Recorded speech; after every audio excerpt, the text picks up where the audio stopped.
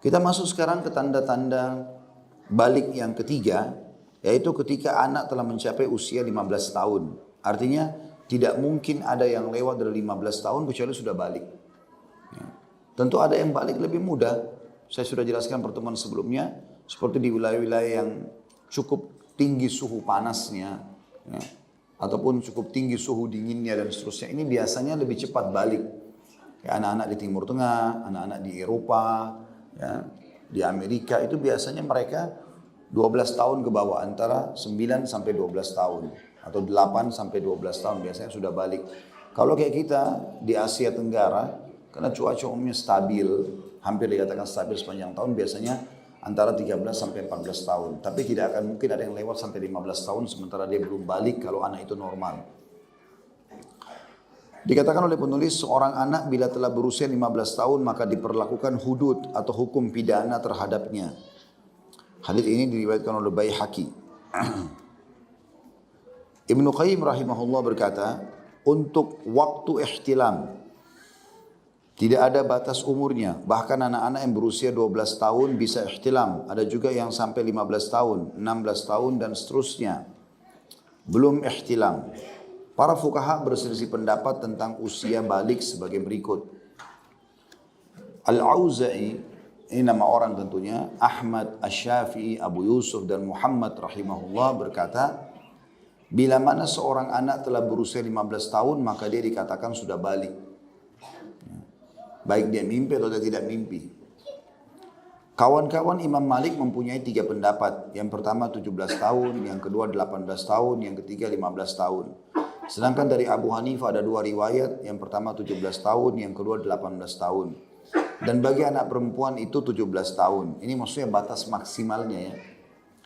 Daud dan kawan-kawannya berpendapat tidak ada batasan umur yang bisa dijadikan batasan dalam ihtilam. Inilah pendapat yang kuat dan tidak ada pembatasan dari Rasulullah SAW sedikit pun. Imam Ahmad mengatakan anak kecil tidak bisa menjadi mahram bagi wanita hingga dia ihtilam. Beliau mensyaratkan ihtilam itu. Maksudnya adalah baliknya tadi ya. Dia sudah ada tanda-tanda tadi, mimpi, keluarkan sperma mani atau dan seterusnya. Baliknya anak perempuan bisa sama seperti anak laki-laki, namun ditambah dengan yang keempatnya. Maksudnya selain keluar cairan di kemaluan, selain tumbuhnya bulu kemaluan, ya, selain juga sudah mencapai umur 15 tahun, gitu kan? Sebagaimana tadi dikatakan pendapat fuqaha umumnya tentang masalah pembatasan itu. Ada yang keempat tambahan bagi anak perempuan yaitu haid. Juga berkembangnya organ-organ reproduksi seperti membesarnya buah dada. Bila anak sudah hulum atau ihtilam maka dia telah sampai pada usia taklif. Taklif maksudnya beban hukum ya. Sudah dapat dosa kalau enggak sholat, kalau tidak tutup aurat dan seterusnya. Wajib baginya mengerjakan ibadah dan seluruh amalan wajib. Adapun sebelum itu maka perintah hanyalah sebagai pembiasaan dan menjadikannya suka. Wallahu a'lam. Ini tentang masalah umur ya. Walaupun jumhur ulama lebih banyak fokus kepada 15 tahun. Dan ini sudah menjadi survei sebenarnya.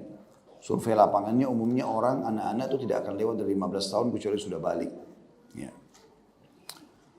Usia menikah anak perempuan, Malik, Asy-Syafi'i dan Abu Hanifah rahimahullah berkata batas usianya adalah ketika dia telah mampu berjima atau berhubungan badan. Dan hal itu berbeda sesuai keadaannya serta tidak ditentukan oleh usianya. Inilah yang benar. Dan hadits Ummul Mukminin Aisyah radhiyallahu anha tidaklah menjelaskan pembatasan dan larangan di usia mampunya berjima sebelum 9 tahun. Serta tidak menunjukkan adanya izin bagi wanita yang telah mampu berjima setelah usia 9 tahun.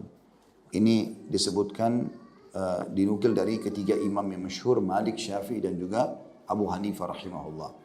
Artinya ini masuk dalam subjudul tadi sebenarnya ya.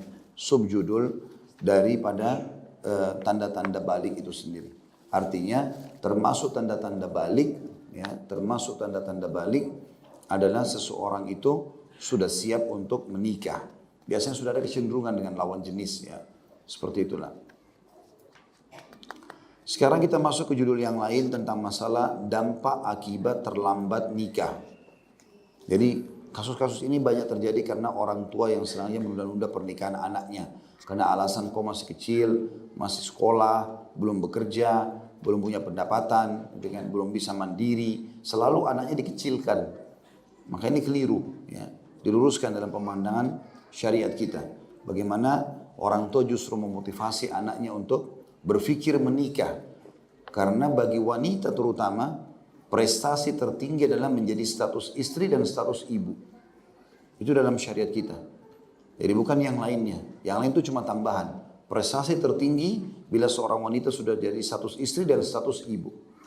Dikatakan dalam sebuah hadis yang sahih kata Nabi SAW, istri atau wanita manapun, tentu istri di sini, yang sholat 5 waktu, berpuasa Ramadan dan melayani suaminya, berarti jadi istri. Dia sholat, dia puasa, yang wajib-wajib ini juga melayani suaminya, kecuali pada saat dia meninggal, boleh dia memilih dari 8 pintu surga yang mana dia mau masuk.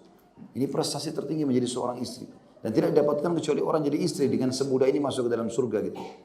Kemudian menjadi ibu. Bagaimana dia kalau meninggal sementara dia melahirkan ataupun di masa nifas mati syahid. Ini didapatkan oleh laki-laki kecuali pergi medan perang ya, yang paling umumnya ya gitu.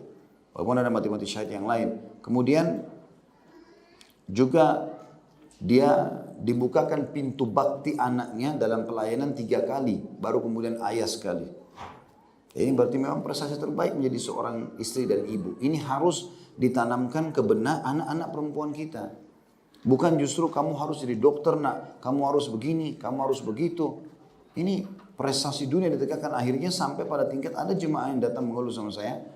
Dia suami istri orang mampu, kemudian dia anaknya selalu ditekankan prestasi sekolah anaknya sampai menjadi dokter-dokter spesialis dan tidak mau nikah anaknya. Karena ada satu kecenderungan bagi kaum wanita, kapan dia sudah merasa safe dan aman di pendapatan, tidak mau nikah. Umumnya begitu. Ya. Jadi kalau sudah ada pekerjaan, sudah ada jabatan, ada pendapatan, tidak mau nikah. Makanya orang tuanya datang kepada saya, Ustaz tolong nasihatin anak saya, tidak mau nikah. Umur sudah sampai 32 atau 33 tahun. Karena dia sudah dokter spesialis, dia punya rumah sakit sendiri, dia segala macam. Jadi tidak mau lagi. Dia pikir untuk apa menikah. Bagi dia mengganggu gitu. Dan banyak orang yang sudah sampai pada tingkat spesialis seperti ini, atau menjadi seorang pengusaha muda, wanita, memang nggak mau nikah. Dia sudah punya rumah sendiri, dia sudah punya segala, tidak punya ketergantungan lagi. Dia tidak mau lagi menikah. Pikirnya untuk apa laki-laki gitu. Ini pemahaman yang salah. Karena pendekatan orang tuanya selalu itu dari kecil. Kamu harus begini, kamu harus begitu. Sama juga dengan salah satu cabang daripada menjadi istri dan ibu adalah keterampilan rumah tangga. Itu yang ditanamkan. Jadi bagaimana dia membersihkan rumah, bagaimana mencuci, bagaimana masak. Banyak kita temukan kasus di masyarakat, wanita, sarjana, S1, S2 nggak bisa masak nasi. Ceplok telur aja nggak bisa. Gitu kan? Ngatur spray nggak bisa. Ini terjadi. Gitu kan? Dan ini sayang sekali karena selalu yang ditekankan kejar prestasi. Sehingga dia juara di kampusnya, di sekolahnya, tapi nggak ada sama sekali keterampilan dalam rumah tangga. Ini keliru. Sementara memang target utama seorang muslimah adalah tadi rumah tangganya. Kapan dia sukses itu sukses semuanya. Berapa banyak pemimpin-pemimpin umat, pemimpin dunia ini lahir dari tangan ibu-ibu yang baik di rumahnya. Memang begitu. Gitu kan? Jadi jangan tanamkan yang lain kepada anak perempuan. Sama juga dengan anak laki-laki. Tanamkan masalah pernikahan adalah kebaikan. Nanti insya Allah kamu kalau sudah dewasa nak, ibu atau ayah akan nikahkan. Jangan bilang nanti kalau kau sudah selesai kuliah. Gak ada hubungannya sama kuliah. Kenapa dihubungkan dengan kuliahnya? Kalau dia sampai selesai kuliah belum butuh, gak ada hajat, gak ada pengaruh pada lawan jenis, oke. Tapi kalau ada pengaruhnya gimana? Yang saya pernah jelaskan, banyak orang tua egois. Kamu gak boleh nikah nak, kecuali nanti kalau kau sudah sarjana. Dia, orang tuanya ngomong gitu ada pasangannya. Ada tempat pelampiasan biologis. Anaknya yang lagi gejolak-gejolaknya 17 tahun, 18 tahun, 20 tahun. Ini kan lagi gejolak seksualnya dan kita pernah lalui masa-masa umur ini. Maka ini berbahaya. Kapan tidak dilampiaskan, maka terjadilah kalau tidak ada iman atau pendidikannya bukan agama gitu kan. Larinya kepada zina. Atau larinya kepada onani, larinya kepada ini dan itu kan bahaya. Ya, zina sudah dosa besar. Ada yang lari kepada homoseksual supaya tidak hamil. Ya, kalau dia zina mungkin bisa hamil perempuannya atau dia lesbian Kalau perempuan sama perempuan dia pikir nggak bakal hamil, aman, nanti menikah. Ini kan perusakan akhlak yang luar biasa.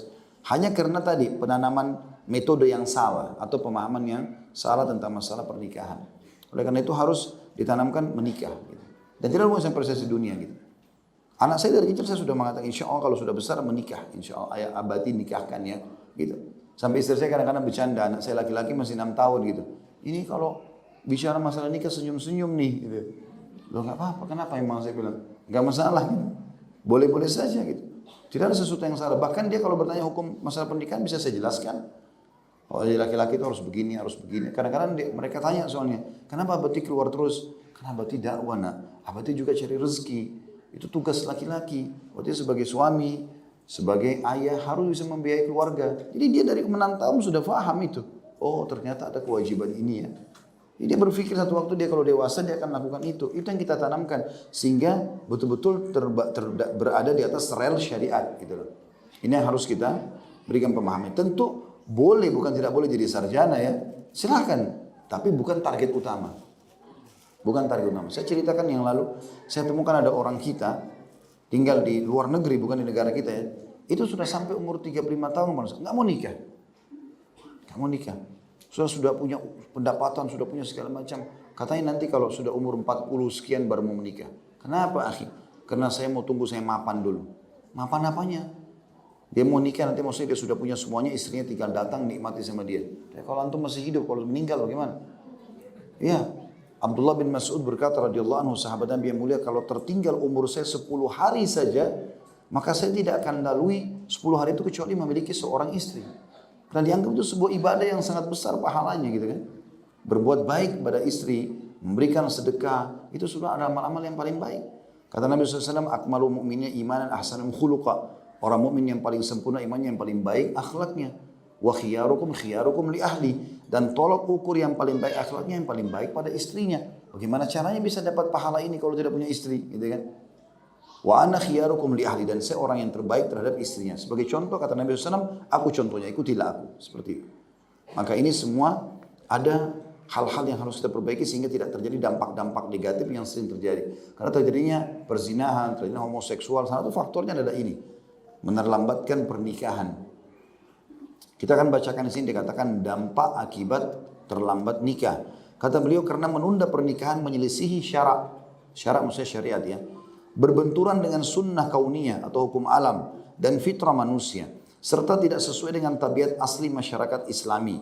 Di samping hal itu merupakan pemikiran penjajah dan makar Yahudi yang digunakan untuk menghancurkan akhlak para pemuda dan pemudi, yang mana segala naluri syahwat dibuka di setiap jalur kecuali jalur pernikahan, baik melalui jalur seni, pekerjaan, pendidikan, keluarga, dan berbagai jalur lainnya yang terbuka. Bermula dari bertemu, bercumbu, bercinta, dan berakhir dengan zina dan pelacuran. Pemuda menjadi santapan nikmat sang musuh, terkoyak jiwa dan raganya.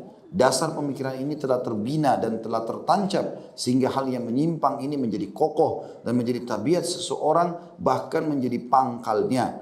Di mana seorang pemuda menjadi wanita sebagai temannya dan seorang wanita menjadikan laki-laki sebagai temannya. Demikianlah kondisi masyarakat barat dan masyarakat yang mengaku Islam di tengah-tengah negara Islam.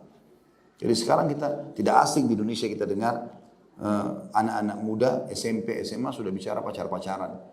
Ya, udah bicara pacar-pacaran, udah mau coba minuman keras, udah mau coba ini dan itu. Ini ujungnya pelacuran nanti. Dia sudah terbiasa biologis. Pas orang tuanya susah, mati, melacur. Itu yang terjadi. Kenapa nggak nikah gitu? Kenapa kok nikah ini seperti diperangi? Sering saya bahasakan itu ya. Kalau anaknya bolak-balik ganti pacar, prestasi. Biar tetangga tahu. Itu siapa? Pacar anak saya. Bulan depan putus, datang orang lain. Siapa itu? Pacar anak saya. Lain bulan lalu mana? Sudah putus sama anak saya, tidak cocok. Tidak apa-apa, gonta-ganti pacar 10, tidak apa-apa. Yang penting jangan nikah. Tapi pasang tenda depan rumah akad nikah, ini kenapa nikah? Malu. Seakan-akan terjadi sesuatu. Aneh betul ini, gitu kan? Kenapa kok perbuatan baik dalam syariat dianggap buruk, perbuatan buruk malah dianggap baik? Zina nggak apa-apa. Pacaran sebelum nikah sama dengan zina. Apa bedanya? Karena zina itu kan menatap, mencium, memegang, terakhir kemaluan menyempurnakannya, kan begitu. Itu terbuka. Bisa nggak teman-teman kira-kira anak muda laki-laki ya dengan dengan sempurnanya fisiknya, dengan wanginya, dengan tampannya, dengan perempuan, dengan cantiknya, kemudian berjalan sama-sama 17-18 tahun terus tidak zina. Bagaimana caranya mereka bisa kontrol syahwat? Orang tuanya izinkan, tante om izinnya bawa anaknya, iya silakan. Silakan apa? Silakan dizinai. Gimana caranya? Dibawa ke bioskop gelap-gelap, terus tidak ciuman, tidak segala macam. Bohong, dustain. Kan gitu. Kenapa membiarkan kita sebagai orang tua dapat dosa, dan juga anak kita rusak? Kenapa? Kenapa nggak nikahkan? Kenapa nggak tambah satu makanan nasi di meja makan untuk anak mantu, anak kita aman? Kenapa? Masalahnya apa? Tidak usah malu sama orang yang menilai negatif. Yang kita pikir bagaimana kita dan anak kita selamat. Itu yang penting. Itu dalam agama. Harus kita tanamkan ini. Jangan sampai kita malah jadi penghambat masalah-masalah seperti ini. Jadi pacaran itu seperti sesuatu yang biasa gitu. Ya, berjalan sama-sama, tepuk-tepukan sana sini kayak biasa kita lihat di Indonesia. Bagi tempat kerja, baik di mana-mana, dan itu sudah biasa. Pulang janjian ke hotel, ini dan segala macam hal. Saya dengar di beberapa perkantoran bahkan di Jakarta informasi pasti dari orang-orang yang berkeluh kesah dengan masalah itu. Di waktu istirahat kantor mereka temukan di tangga-tangga darurat ada kondom lah, ada inilah, ada itulah. Mereka biasa lakukan perzinahan begitu saja seperti mainan. Naudzubillah di kantor-kantor. Ini bahaya sekali gitu kan. Zina itu termasuk dosa besar yang bisa membuat karunia Allah, rezeki Allah turun dari langit, bisa menahan itu. Fahish, perbuatan buruk. Bahkan hukumnya sampai dirajam, kan gitu, itu berat. Kayaknya tidak boleh dianggap remeh misalnya. Ini semua karena hambatnya pernikahan. Kalau orang nikah itu tidak mungkin. Makanya kata Nabi SAW, siapa yang menikah dia telah menyelamatkan setengah agamanya. Karena sudah ada tempat pelampiasannya. Tinggal dia bertakwa kepada Allah di setengah yang tersisa. Bahkan ulama hampir umumnya semua sepakat mengatakan dianjurkan dalam komunitas masyarakat muslim tidak tertinggal satupun bujang, gadis, duda, janda kecuali menikah. Soal dalam keadaan darurat, dia sudah tua, dia nggak mampu, dia sakit, itu lain. Tapi selama normal dan dia tahu ada fitnah datang kepada dia, kenapa nggak menikah? Gitu kan? Tentu kalau dia bercerai dengan pasangannya, yang diprioritaskan Allah sebutkan dalam Al-Quran, wa bu'ulatuhunna ahaqqu biraddihinna fi dzalika in aradu islaha. Dan para suami yang telah menceraikan lebih pantas rujuk kepada istrinya kalau mereka mau baikan. Tapi kalau tidak ditemukan lagi kebaikan, tidak bisa ada titik temu, tidak bisa ada islah, oke, cerai baik-baik, nikah masing-masing. Tidak boleh tinggal dalam kondisi tidak punya pasangan. Sudah pernah rasakan biologis lalu kemudian mengatakan tidak akan zina. Itu nggak mungkin. Pasti kita manusia nalurinya normal, butuh itu. Ya, sebagaimana kita butuh makan, kita akan butuh biologis. Dan seringkali masalah-masalah kejiwaan seperti emosional, ya, cepatnya banyak datang penyakit dan segala macam ada hubungannya dengan masalah tidak terlampiaskannya masalah biologis ini. Ya, Allahu a'lam. Kemudian beliau mengatakan menunda perkawinan bahkan menjadi hal yang biasa. Namun sebaliknya segera menikah menjadi hal yang dianggap aneh. Dari sinilah penyimpangan bermula dengan jalur-jalurnya yang bermacam-macam sehingga berakhir kepada merusak kehormatan dan mencabik keutamaan atas nama peradaban dan kemajuan. Ini zaman modern, bukan saatnya nikah buru-buru. Ya sudahlah kita pacar-pacaran aja, gonta-ganti pasangan. Bahkan dengan tidak malu, seorang muslimah bisa menceritakan dia sudah punya pacar 7 orang, 8 orang. Itu mantan saya, itu mantan saya. Apa ini mantan ini? Apa yang dibanggakan dengan mantan itu? Berarti saya pernah dicoba sama orang itu, begitu. Kok aneh benar? Dan itu diceritakan, dianggap sebuah prestasi. La haula wa la quwata illa billah. Ini keburukan sebenarnya, harus diperbaiki. Ya, semua orang normal ya, pasti suka dengan sesuatu yang baru. Yang memang kalau dia pernah ceritakan belum itu, kalau ada pasangan yang suka dengar cerita masa lalunya, pasangannya pernah berzina sana sini, aneh itu. Kalau masih normal nggak mungkin.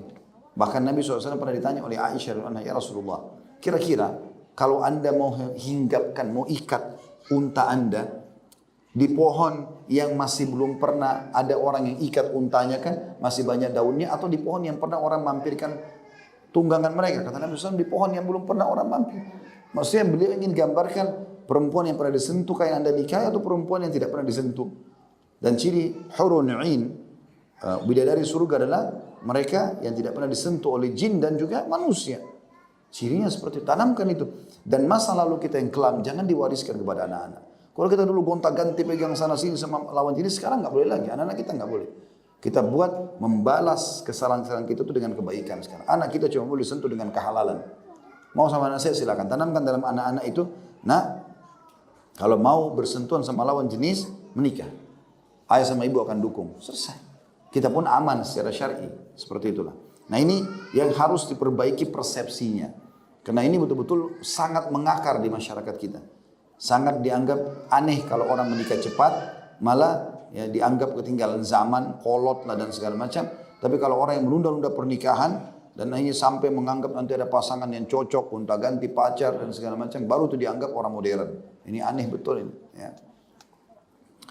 Kata beliau, ada subjudul yang lain, menunda pernikahan bisa berakibat buruk, merusak pribadi dan masyarakat. Di antaranya, poin A-nya, menghilangkan kemampuan untuk melakukan hubungan dengan cara menghilangkan air kehidupan melalui onani, bercumbu dan berzina. Padahal Islam memerintahkan menjaga kemaluan dan tidak membuat melampaui batas. Artinya spermamu hai muslim dan kemaluanmu hai muslimah mahal. Spermamu hanya tuangkan ke tempat yang halal. Dia juga perempuan kemaluannya, rahimnya hanya bisa menerima sperma yang halal. Tidak boleh yang lain. Allah SWT larang itu. Itu harus ditanamkan, itu harus dijadikan sebagai sebuah kemuliaan. Karena kita hanya menempatkan sperma pada tempatnya. Kata Nabi SAW, takhayyaru linutafikum. Pilih baik-baik tempat kalian menuangkan sperma kalian. Tak boleh salah, harus yang benar. Karena status saja sperma masuk. Kemudian dia hamil perempuan itu, maka akan jadi ibu anak kita selamanya walaupun dia buruk. Satu kali wanita salah menerima sperma, status saja lalu dia hamil, maka laki-laki tersebut akan menjadi status ayah anak-anaknya selamanya. Gak bisa dihapus, walaupun dia buruk. Oleh karena itu tidak main-main dalam masalah ini. Bermula daripada menganggap remeh tadi. Gak apa-apa lah, gak apa-apa lah, gak apa-apa lah. Ya. Dulu bahkan ada seorang kerabat begitu. Saya menasihatin anak-anaknya, pas lagi silaturahim di rumah. Harusnya begini, harusnya begitu. Saya juga nasihatin begitu, anak-anak saya pun saya nasihatin gitu kan. Ingat nak, jangan buka pergaulan bebas. Allah Subhanahu wa taala mendatangkan pasangan kita seperti kita nanti. Kalau kita jaga, Allah mengatakan at-thayyibuna lit-thayyibat, laki-laki baik untuk perempuan baik. Dan Allah juga mengatakan ya, wal khabithuna lil khabithat, laki-laki buruk untuk perempuan buruk. Pasti begitu. Allah akan datangkan pasangan yang seperti kita nanti, enggak usah khawatir. Ya, atau pasangan mungkin dulunya buruk tapi dia bertaubat, Allah datangkan karena sudah dengan taubatnya gitu kan. Yang penting jangan kita membuka pintu-pintu yang salah. Itu Allah akan datangkan, dan ada saatnya di mana itu akan terbuka insya Allah. Jadi jangan malah kita orang tua motivasi. Setelah saya nasihatin anak-anaknya, subhanallah tidak sengaja. Saya mau pamit keluar, saya lewat pintu belakang, karena lewat situ orang semua keluar tamu. Ternyata ada ibunya lagi duduk sama anak-anaknya, dan saya dengar, saya lewat. Nah, mana lagi pacar kamu? Kenapa kau nggak pacaran sama kakak kelasmu? Kenapa begini? Loh tadi saya diminta nasihat, sekarang malah dirusak semua nasihat itu. Malah orang tuanya yang suruh gonta-ganti pacar. La haula wala quwata illa billah. Allah SWT berfirman tentang disuruhnya menjaga kemaluan agar sperma tidak sembarangan dituang. Rahim wanita harus suci, tidak boleh sembarangan menerima sperma. Di dalam Al-Quran, dalam surah Al-Ma'arij ayat 29 sampai 31. A'udzu billahi minasyaitonir rajim. والذين هم لفروجهم حافظون إلا على أزواجهم أو ما ملكت أيمانهم فإنهم غير ملومين فمن ابتغى وراء ذلك فأولئك هم العادون. Dan orang-orang yang memelihara kemaluan mereka kecuali terhadap istri-istri mereka atau hamba sahaya yang mereka miliki, maka sungguhnya mereka tidak tercela. Maka barang siapa mencari di luar itu, dalam kurung seperti zina, homoseksual dan lesbi, maka mereka itulah orang-orang yang melampaui batas. Rasulullah SAW juga menyuruh menikahi wanita yang penyayang dan subur, di mana beliau mengajarkan pemuda muslim agar mengerahkan kemampuannya untuk memperbanyak keturunan. Rasulullah SAW bersabda, tazawwajul waludal wadud, fa inni mukathirum bikumul umam. Nikahilah wanita yang berpotensi banyak anak atau subur dan penyayang, karena aku akan berbangga diri di hadapan para nabi dengan banyaknya jumlah kalian. Ya. Tentu ini teman-teman juga pernah ada sahabat datang ya kepada Nabi SAW mengatakan, ya Rasulullah, saya kagum dan tertarik dengan seorang wanita cantik, punya kedudukan, tapi mandul. Jadi vonis begitu. Bolehkah saya nikahi? Kata Nabi SAW, jangan. Ya. Lalu dia datang yang kedua kali, ya Rasulullah, bolehkah saya nikahi? Jangan. Terus saja Nabi larang dia. Ya. Maka ini supaya dia menikah dengan wanita yang subur, karena akan ada keturunan manusia di situ. Tentu kita tidak bicara, oh bagaimana kalau orang sudah terlanjur mandul, itu kan jarang terjadi. Kalau semua orang mandul, apakah kita lahir? Kan nggak mungkin. Karena yang mandul itu 1-2 orang, sekian orang, persentasenya sangat kecil di tengah-tengah manusia. Karena Allah menciptakan sunnatullah, peraturan Allah SWT, pasti akan ada populasi manusia, gitu kan? Maka Allah pasti memberikan kesuburan. Itu yang pertama di poin A, tentang masalah kalau pelampiasan bukan pada pernikahan, maka akan jadi pelampiasan yang haram, zina, homo dan lesbian. Dan ini kerusakan di tengah-tengah masyarakat. Bahkan di Indonesia yang kita sayangkan sudah sampai pada tingkat digembar-gemborkan ya pernikahan sama jenis. Jadi bukan cuma sekedar melampiaskan saja, tapi pernikahan sama jenis. Ini kerusakan fitrah. Di tengah-tengah umat Islam tidak ada ini. Kenapa lahir homoseksual, kenapa lahir lesbian? Salah satu faktornya karena kejenuhan. Seringnya gonta-ganti pasangan. Pacaran sana sini, bosan ganti, akhirnya dia mau coba yang lain. Cobalah sesama jenisnya. Ini berbahaya, salah satu faktornya. Poin B-nya, kalau orang menunda pernikahan, menghilangkan kemampuan jiwa dan raga dengan meniadakan kehidupan, masa muda, naluri rasa sayang, berpikir, berkhayal, merasakan hubungan, keberanian diri, meniadakan juga upaya maju ke depan, gerakan cepat dan sifat-sifat lain yang membedakan dengan orang lain. Dia habiskan usia dengan berbangga-bangga, memamerkan mobil, kantor, sastra yang menyimpang, dan akhlak yang melenceng. Hal ini umumnya terjadi sebagai akibat mengikuti dan bercampurnya lawan jenis, pemuda dengan pemudi, pemudi dengan pemuda. Begitulah dia habiskan waktu yang bertahun-tahun dari usia mudanya, yang mana hal itu adalah bagian dari usia sebuah generasi yang membutuhkan kekuatan para pemuda. Lihatlah bila Anda suka kepada para pemuda yang menjelang dewasa di sekitar Anda. Anda akan lihat umumnya mereka belum menikah dan kebanyakan mereka menyia-nyiakan kemampuannya. Mereka diliputi rasa gelisah dan goncang karena dihiasi penyimpangan itu. Di samping mereka karena waktu luang dan kosongnya diri dari agama dan pengetahuan. Jadi kalau orang, maknanya adalah orang kalau cuma pacaran terus, potensi dia untuk memecahkan sebuah permasalahan, hasil kerjanya yang harus dia keluarkan. Kalau dalam agama kita kan memecahkan problematika rumah tangga, memberikan nafkah pada istri dan anak, itu diberikan kepada tempat yang haram. Jadi sebenarnya banyak tahun-tahun waktu yang dia buang-buang sia-sia. Yang orang pacaran itu, uang yang dia keluarkan memberikan makan pacarnya haram. Lawan jenisnya bagaimana cara yang dia mengatakan itu halal? Begitu juga dengan dia menghabiskan dengan segala macam hal. Terkadang juga ada orang pacaran tapi masih takut melakukan biologis, akhirnya mereka mengekang itu. Dan terjadilah hal-hal yang tidak diinginkan gitu kan. Sampai terjadi pada saat pasangannya tidak mau, ada pemerkosaan dan segala macam hal. Dan banyak hal yang jelek. Tapi kalau orang menikah langsung, maka awal yang akan dia pecahkan dalam hidupnya adalah problematika yang dia hadapi dengan istrinya, dengan suaminya, dengan anak-anaknya. Dan itu bagus. Potensi masa muda dia gunakan, energi, ide-ide beliau ini digunakan untuk memecahkan dan mengembangkan rumah tangga yang memang diperintahkan dalam agama. Bukan pada hal yang sia-sia gitu. Karena orang cuma habiskan pacaran habis percuma. Ya, tidak ada manfaatnya. Sayang, ide-ide dia, sperma dia yang masih berkualitas, satu yang kualitas ini habis pada hal yang tidak ada gunanya gitu. Itulah yang kata beliau tadi, mereka diliputi rasa gelisah akhirnya dengan goncang karena dihiasi penyimpangan itu, di samping karena waktu luang dan kosongnya dari agama dan pengetahuan. Poin C-nya, melemparkan pemuda ke dalam bencana atau fitnah. Di lingkungan sekarang para pemuda dan pemudi memamerkan berbagai hal yang merangsang, baik berupa bacaan, sesuatu yang didengar, dilihat, dan yang tersebar di berbagai jenjang dengan keindahan tampilan melalui foto, pentas, ikatan, acara musik dan lainnya. Wanita menampakkan perhiasannya, jalannya dan suara di berbagai suasana. Hal ini pun masuk juga kepada laki-laki. Mode mereka dan cara berbicara mereka, hingga pemuda dan pemudi berubah menjadi sebuah santapan yang enak buat musuh. Jadilah dia tersiksa, kehilangan induknya dan tertawan oleh setan, serta masuk dalam jaring-jaringnya. Pernikahan dini adalah benteng pemuda yang dipakainya untuk menangkis berbagai keburukan dan fitnah dengan izin Allah yang maha tinggi. Ini dampak yang ketiga ya. Menunda pernikahannya akan menjerumuskan pemuda dalam bencana yang akhirnya membuat dia jadi pusing ya.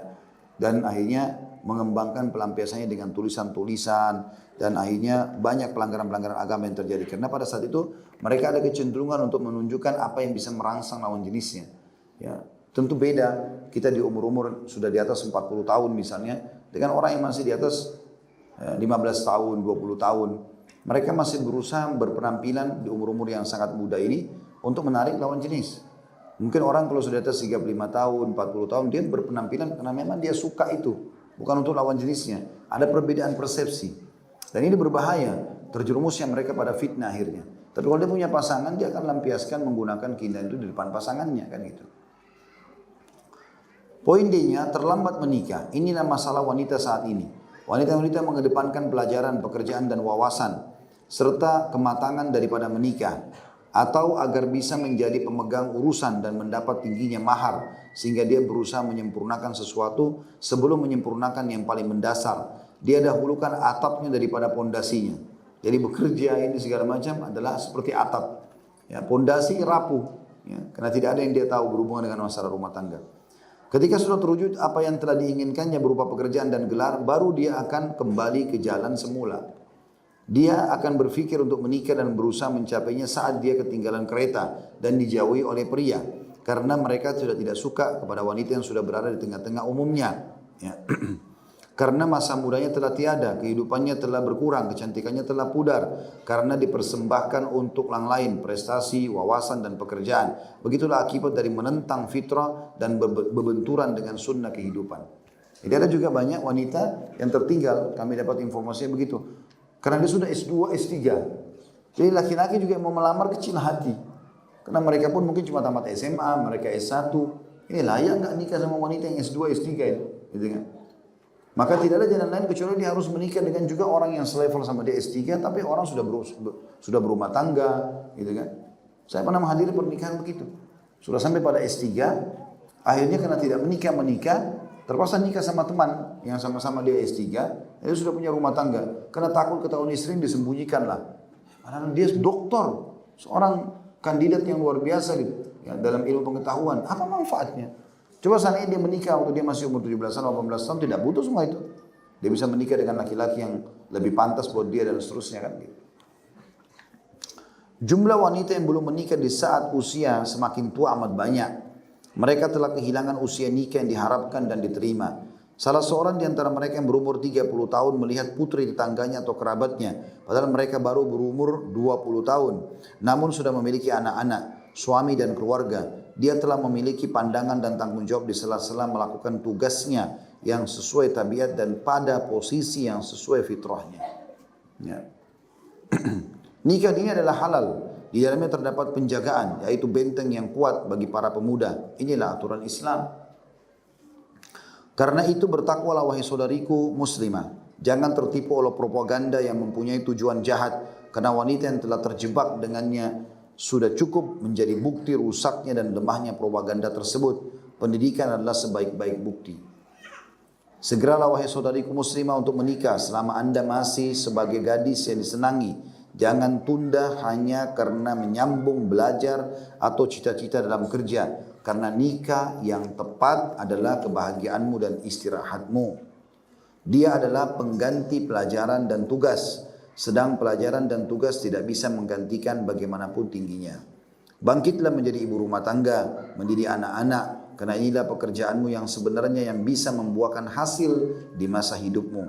Jangan cari penggantinya, karena dia tidak akan kokoh untuknya. Jangan sampai lolos menikahi laki-laki soleh, karena Rasulullah SAW bersabda, bila datang kepadamu orang yang kamu ridhoi agamanya, al-hadith. Jadi ada juga orang begitu ya, dia malu pada saat ada laki-laki yang melamarnya lalu dia menikah. Seakan-akan dia menikah terlalu cepat. Lalu dibisikkan oleh teman-temannya atau kerabatnya, mungkin ada laki-laki lebih baik nanti. Iya, kalau enggak, kan belum tentu. Makanya Nabi SAW dipesankan, kalau sudah laki-laki soleh datang jangan ditolak. Udah menikah saja. Gitu kan? Udah menikah saja. Saya berbicara sama istri dan dia menceritakan gitu kan. Saya tanya, kenapa menikah lebih cepat? Karena menikah di bawah umur 20 tahun, 19 tahun sudah menikah. Dia menikah sama itu, kemudian saya tanya, kenapa menikah cepat? Dia bilang, memang saya ingin dari awal niat untuk menikah. Dan Masya Allah dalam beberapa tahun menikah sudah punya anak, urus anak-anak, mulia sebagai status istri, mulia sebagai status ibu. terjaga, dan Allah bukakan rezekinya depan mata, saya lihat semua kebutuhan terpenuhi gitu kan. Saya bahasakan, coba lihat si fulana, keluarganya sendiri masih banyak yang belum menikah, lihat masih banyak. Ini sebuah prestasi yang luar biasa dan bukti nyata bagaimana Allah SWT memberkahi orang yang mau pergi kepada yang halal. Ya, kalau tidak akan terbengkalai. Ya, sama juga di sini banyak orang yang tadi sesuai dengan hadits Nabi ya, agamanya laki-laki sudah cocok, tapi dia kayaknya ekonominya masih kurang bagus. Udah nanti aja deh, tunda. Karena dia punya target, entah dari mana pikiran target ini, membuat akhirnya dia harus menikah dengan orang yang punya pendapatan sekian ratus juta tiap bulan, berharap orang lebih kaya yang datang. Kalau nggak ada, gimana? Kan jadi masalah. Akhirnya nggak nikah-nikah gitu kan. Maka ini semua harus diperhatikan sebagai sebuah poin yang harus betul-betul diperhatikan oleh orang tua gitu kan. Kesimpulannya saya ingatkan kembali bagaimana kita berusaha menanamkan kepada anak-anak kita bahwasanya dan diri kita juga termasuk orang tua, pernikahan itu adalah sebuah ibadah dan memang kita diamanahkan oleh Allah SWT anak-anak ini untuk kita didik sampai menikah, dan setelah menikah pun itu akan ada proses yang lainnya tentunya. Kita mungkin bermusyawarah dengan mereka, memberikan masukan-masukan, memberikan modal sampai akhirnya lahirlah juga generasi manusia yang baik dan seterusnya gitu kan. Kita temukan ada orang tua yang berhasil itu. Anak-anaknya dinikahkan cepat, lalu kemudian punya cucu, mereka selalu kumpul dalam komunitas keluarga yang besar, itu sangat bagus. Setiap hari Ahad misalnya berkumpul-kumpul lah semuanya, cucu-cucunya, anak-anaknya, kemudian mereka adakan pengajian, maka itu sangat baik. Dibandingkan orang yang sudah tidak jelas, anaknya cuma 2 orang, belum menikah-nikah sudah sampai 40 tahun, dan seterusnya. Gitu kan? Saya subhanallah temukan ini kasus lapangan sendiri ya. Ada di antara kerabat-kerabat kami yang tidak nikah, tunda-tunda, dan alasannya kadang-kadang tidak masuk akal. Karena ingin perempuan yang begini dan begitu, karena laki-laki yang begini dan begitu, akhirnya tidak nikah-nikah. Dan kelihatan sekali orang yang seumur dengan mereka, ya, itu beda jauh. Yang tidak menikah ini kelihatan jauh lebih tua. Jauh lebih tua, karena banyak beban pikiran. Kalau jalan juga malu tengah-tengah masyarakat. Biar dia tampan, biar cantik, kalau orang tanya, oh ternyata belum nikah. Orang kan jadi bertanya, kenapa nggak nikah? Subhanallah, sunnatullah, biar juga orang punya kekurangan paras wajah dan fisik, tetap aja saja dan ada datang orang yang suka. Makanya Nabi SAW kasih tolak ukur agama dan akhlaknya. Menikah. Ini toh kita akan lalui proses dunia sebentar kan gitu. Seperti itulah. Allahu a'lam. Ini bahasan tentang masalah penutupan dari bab yang kelima. Tentang masalah bagaimana mengenal masa balik dari anak-anak. Dan bagaimana dampak negatif kalau mereka sudah siap menikah lalu ditunda oleh orang tuanya. Oleh karena itu kita harus segerakan dalam pernikahan.